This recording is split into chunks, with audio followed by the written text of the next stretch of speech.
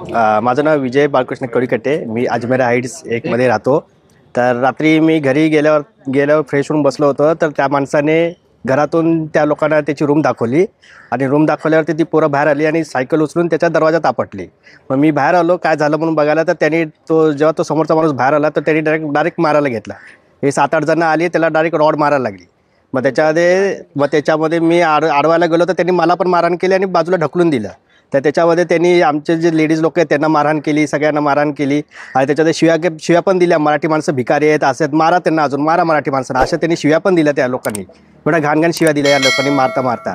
आणि त्याच्यामध्ये त्याला एवढं मारलं आहे की त्याला नाही जवळजवळ 10 का 12 टाके पडलेत असं झालेत. आणि त्यांनी धमकी पण दिली आहे की तुम्ही भेटानंतर खाली अर्धा तासाने तुम्हाला मारून टाकतो म्हणून, अशा त्यांनी धमकी पण जोरात दिली आहे.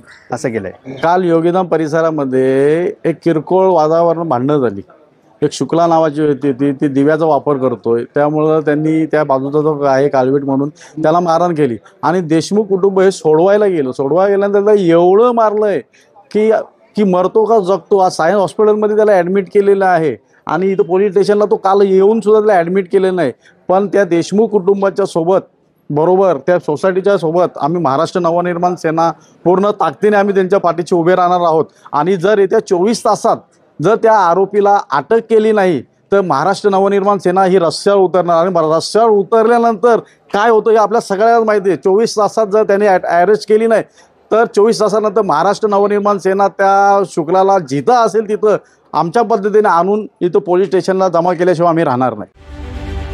रत्नागिरी 24 न्यूज चॅनलला आताच सबस्क्राइब करा आणि शेअर करायला विसरू नका.